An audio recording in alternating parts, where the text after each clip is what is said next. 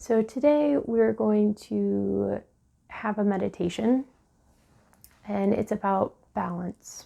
So it's the balance of the divine masculine, divine feminine energies. And we're going to look at it understanding that we can really think about it in a few different ways. So one, we have divine feminine energy, which tends to be characterized by the heart. In society, we have what psychologists would call prototypes, which are the beliefs, values, and behaviors associated with a norm. And so different cultures have different prototypes when it comes to feminine, but it does tend to be more nurturing, more caring, home, hearth, right? Then we have the masculine, and the masculine tends to be more the head, is how it's thought of. And it could be thought of as, from a prototype standpoint, the more aggressive, analytical, get things done, the office, right? When we think about work, potentially think about that. But when we're thinking about us as individuals, it's important to understand that we are both. Whether you're born with masculine or male sex organs or born with feminine sex organs, we all have estrogen and testosterone. Those are the sex hormones, and we make them, we have them, we need to. And every individual has them on a spectrum of different ratios, and that spectrum feels healthy for us, wherever we tend to fall within it, right? So there is a spectrum of just healthy levels. You should be somewhere in here based on your gender. And then within that, we are going to fall somewhere. Cool. That means that none of us are inherently more masculine, more feminine in a way where there shouldn't be both. And sometimes when we're thinking about relationships, when we're thinking about getting into relationships, being in relationships, we might look to having a partner that feels like they complete or make up for where we might feel like we're lacking in a particular prototypical type behavior, right? So it could be that we feel we're too analytical, or we aren't as connected to our feelings, or vice versa. And there's a lot of pressure, I think, in society. It's changed and it's shifted, which is good. There's a great book by Terrence Real. Actually, he has a lot of great books, but Us is great about interconnectedness. Highly suggest for anyone who would like to be in a relationship one day or who is in a relationship. He also has a book called I Don't Want to Talk About It, which is about male depression, because depression and anxiety, especially depression, are very much diagnosed in is very much diagnosed in women, tends to go not as diagnosed in men. And it's because it's more of a mood kind of thing. And so as society, we still tend to associate more mood things with females and less with males, because not that it's any less, it's that it shows up differently. So today's meditation is about balancing the heart and home and the work, and within those sectors really balancing the divine masculine, divine feminine, or you could say masculine feminine energy. And I say masculine feminine because you might find after this meditation, it's not that you feel like maybe you want to do some reflection on the societal or cultural norms that you grow up with as it relates to gender. You might also feel like, you know what, I've been holding myself back from strength training, even though I know that it'll help with my bone density over time because I'm a female and I get worried about putting on too much muscle. Or it could be that you're a male and you go, I've been holding myself back from that cardio, from that dancing. And I love dancing. I want to take a dance class because it's something I enjoy, right? It could be that naturally our bodies want a different type of activity, or they want a different food than we've been providing them, or they need a different sleep pattern. And that comes out from this meditation, because the point now, or the point of meditation, is to unlock some of those unconscious, subconscious things that we're not in touch with our bodies and our minds and ourselves. You might also find that you've been wearing a lot of clothes that speak to you in a certain gender and you actually want to wear other, and it show up in a lot of different ways. The point is, we want to connect and find that balance in all areas of our life, and it's extremely important. And part of that, when it comes to relationships, because it is, I've done a few on relationships now, if we are off center with our masculine and feminine energy internally, whether it's our hormones or you want to relate it to energy, it doesn't really matter. When we're off balance in our expectations of ourselves, then we're off balance with our expectations for others. If we naturally aren't as prototypical as society would like us to be, and then we try to get in a relationship where the expectation is that we're prototypical because they're prototypical, then we're asking ourselves to be something that's not us. And they're asking us to be something that's not us. And it just ends up being unhealthy. That's where we get codependent. So we really want to balance ourselves. We want to feel comfortable in ourselves so that if we choose to be in a relationship, it can be a healthy one that's built off of authenticity and individual balance instead of trying to find balance in someone else. Because at the end of the day, just like our hormones are internal, there's nothing external that can make us have balance. We can pick up behaviors that help us stay in balance and feel in balance, like a healthy exercise pattern, healthy nutrition, but those are choices we have to make for our own internal balance. And relationships go awry when we try to find ourselves in them instead of finding ourselves and then getting into them as two balanced people, or however you choose to live your life. So we're going to get into the meditation. Go ahead and find a soft surface to sit or lay down in.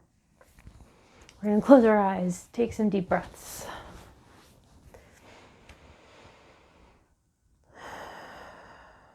We're going to breathe in through the nose and out through the mouth, slow and deep.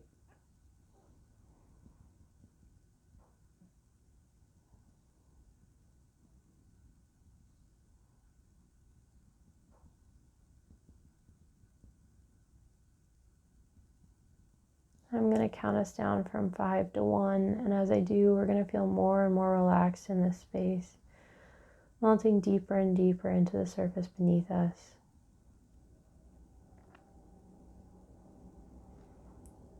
5, we feel the crown of our head, our scalp, our forehead, back of our head, chin, cheeks, jaw, relax and release.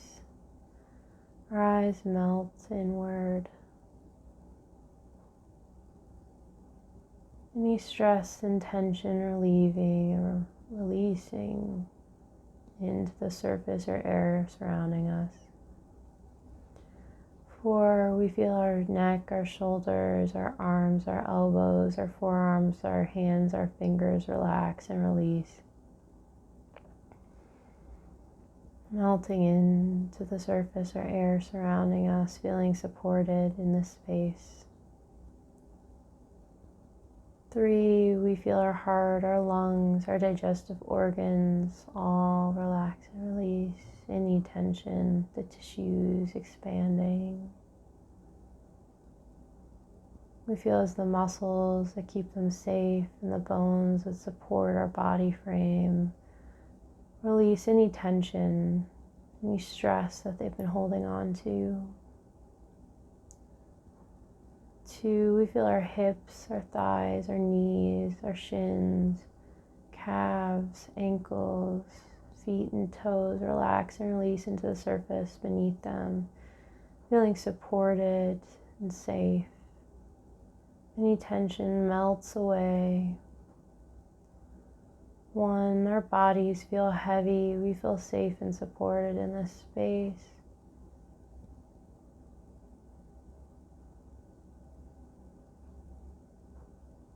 We find ourselves floating out in the cosmos of space. We see stars surrounding us. We feel a pull This pull brings us deeper into space, further away from Earth.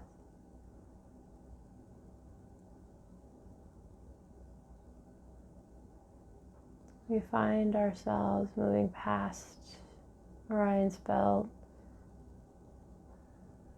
deeper into the planets. We come to Saturn.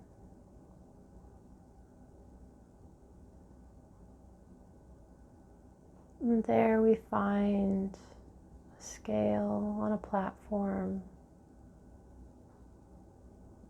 This is a very large scale, large enough that we could step up into the center of it. And we do.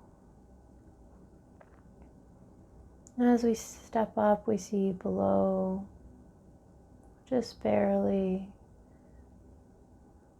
another version of us. This version might be older, they might be the same age, but they are a healthy, well, balanced, happy version of us. They are our highest self. And they instruct us to place our head, our brain as a hologram on one side, and our heart a hologram on the other side.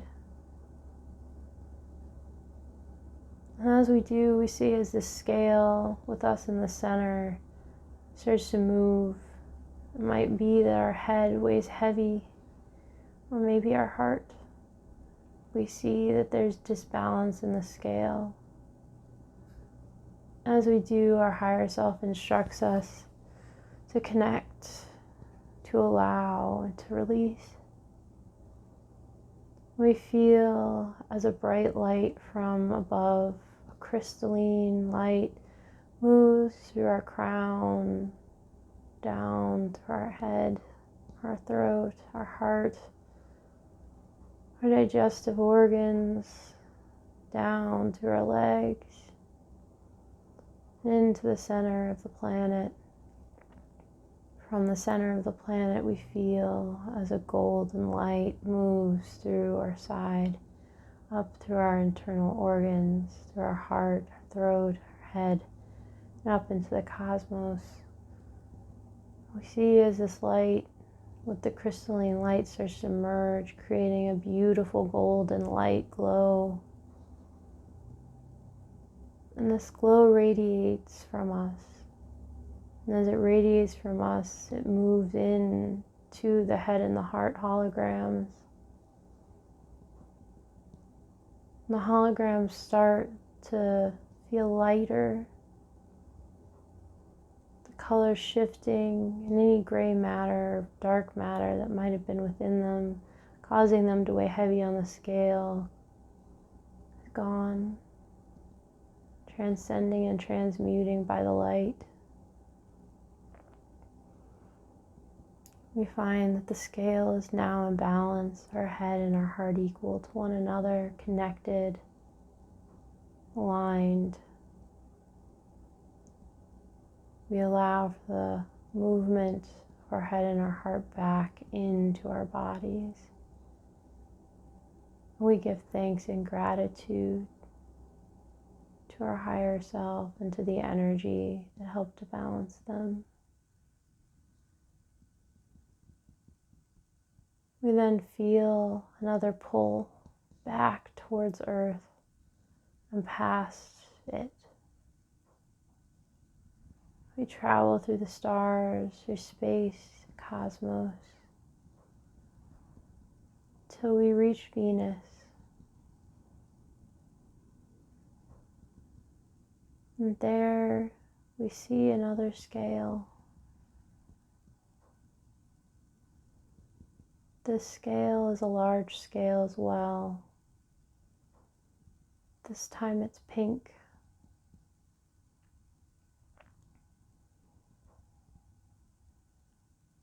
And when we step up onto the scale in the center, we see our highest self. We also see a version or an outline, a silhouette of someone else's highest self.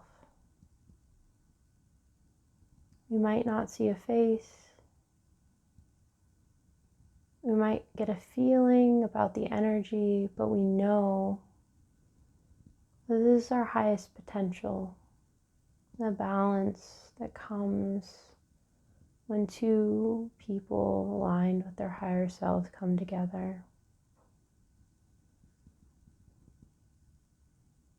We see as on one side of the scale, the projections, holograms of our heart and our head come together. And on the other side of the scale, we see a representation of our sexual organs. This might be our ovaries, it might be a metaphor. We understand that this is the physical representation of what hormonally is the masculine, feminine energy, and the production of that, the balance needed in that, and how we show up in the world. And we might see that there's a misbalance. We might see that our head and our heart way stronger than how we're showing up now that they're in balance. Or we might see that our organs are weighing heavier, tired, drained, or dominant. And our higher self relays the same connection is needed. We see as crystalline energy from above flows through us, moves through the crown of the head, down through the brain, the throat, the heart, into the lungs, through all the digestive organs, through the sex organs, down into the hips and the legs, hitting the center of the planet. From there, we see a light come up. It's a dark pink red light. And as it merges up through our hips, sex organs, digestive organs, our heart, our lungs, throat, head, up through the crown and into the higher light, we see as the lights together create a light, crystalline pink energy.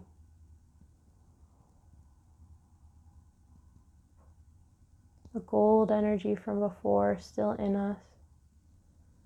We notice how all of these energies come together, creating a balance, becoming more and more crystalline and clear. And it radiates from our bodies into the organs on the scale, allowing for balance from the top of our head to the bottom of our hips. The scale comes into balance.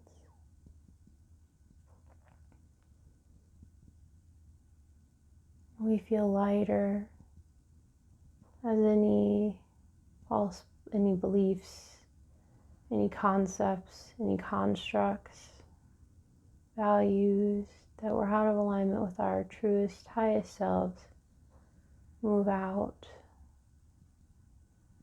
Space is made. We might get impressions of what's leaving, what energy needs to go. We might just see as everything is lit up with this crystalline energy, and the holograms come back into us as we find clear alignment. We thank our highest self, and if there's a partner, whether we just feel a silhouette or not, we say thank you. And we thank the source energy flowing through us, providing balance.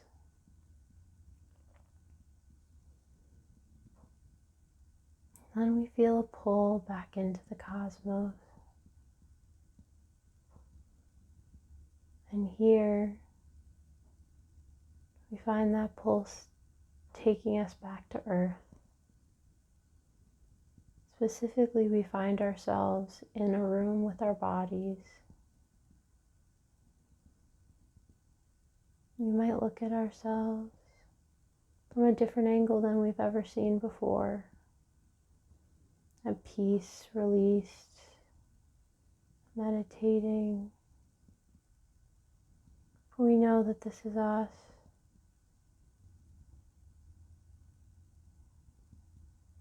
And we see as the light that we've seen come through the crown of our head and through our bodies into the planets before, now moves through both us and the body. We see as bright, vivid, crystalline light allows for the balancing all the energy as we allow ourselves to merge back into the body. We might literally go to lay down, slowly moving into it. We might see as slowly we dissolve, placing one hand to one hand. And on the count from 1 to 5, we're going to start to feel more and more awake, energized, and ready for our day. 1, we start to become aware of the breath moving in and out of our body. 2, we start to become aware of the blood pulsing, circulating throughout our veins and arteries. Just a few juices flowing. 3, we start to feel as our muscles get ready for contraction. 4, we might start to wiggle our fingers and toes. 5, we open our eyes. Okay, so as usual, there are optional prompts. For this one option is to reflect on anything that popped up when our head, heart, or organs were on the scales, right? So we might have had flashes of things that we were taught or beliefs that we have that really don't fit us. We might have had impulses about where they came from.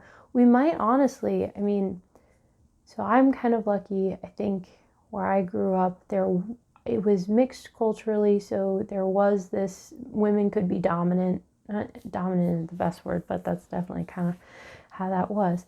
But there was this idea that women could be just as strong as men. My grandma was Italian from Brooklyn, New York, and so very passionate, very just, and my grandpa was actually very calm and quiet and reserved Southern guy. So I got to see the Midwestern, very traditional, feminine is more quiet, and the non-traditional from where I'm from, not so much. And so we might have had what came up or we might have grown up in a household where we were taught girls are supposed to be like this or boys are supposed to be like this, and there wasn't really that balance of getting to see both. So we might have had memories flash up of being told that we were acting incorrectly because that's what girls do or that's what boys do.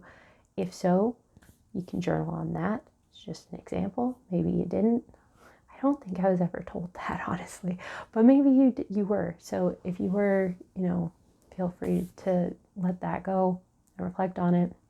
You might have felt a certain way when the light was hitting through you.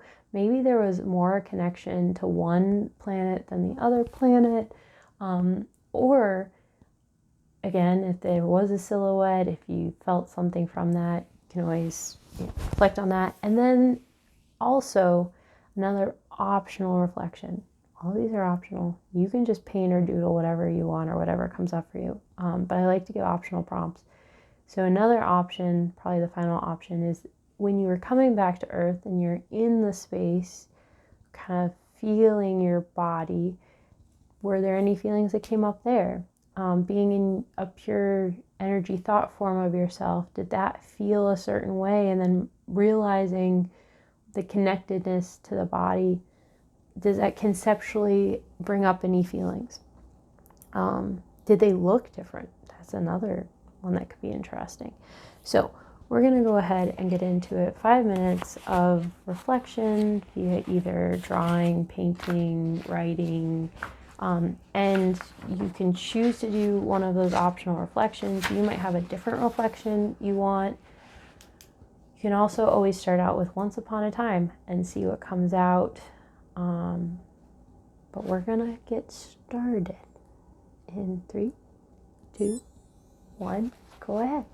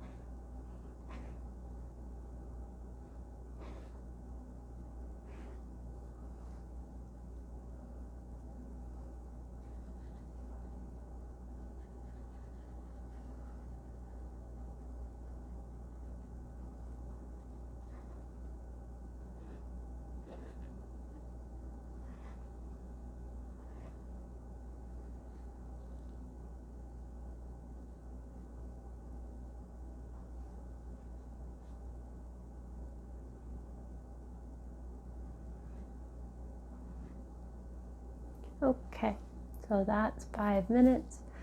As always, if you have more that you want to write or doodle or paint, feel free to continue. I just like set it for 5 minutes because I think that that's a realistic time that everyone can,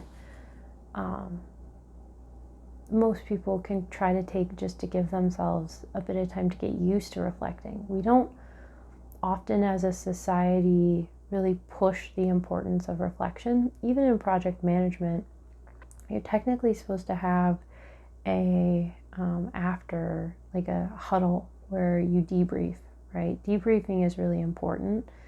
We don't always give ourselves time to do that, and debriefing is where we learn lessons. So I see journaling or painting or doodling post these meditations where who knows what's going to come up. You might have had nothing come up. It might have felt really just like, oh, okay, that was nice and relaxing.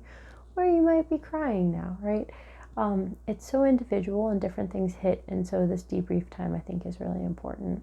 And I don't have too much to report on mine. I did a little doodle of a tree trunk and did a slight once upon a time, and that was really it. And it was just kind of like very matter of fact. It wasn't even a comprehensive story like I like to have. So not like, I don't know, I like metaphor. I think it's fun. So I don't have much to report, but if you do, feel free to comment. I hope you have a great day. Hope this was helpful, and yes, soon.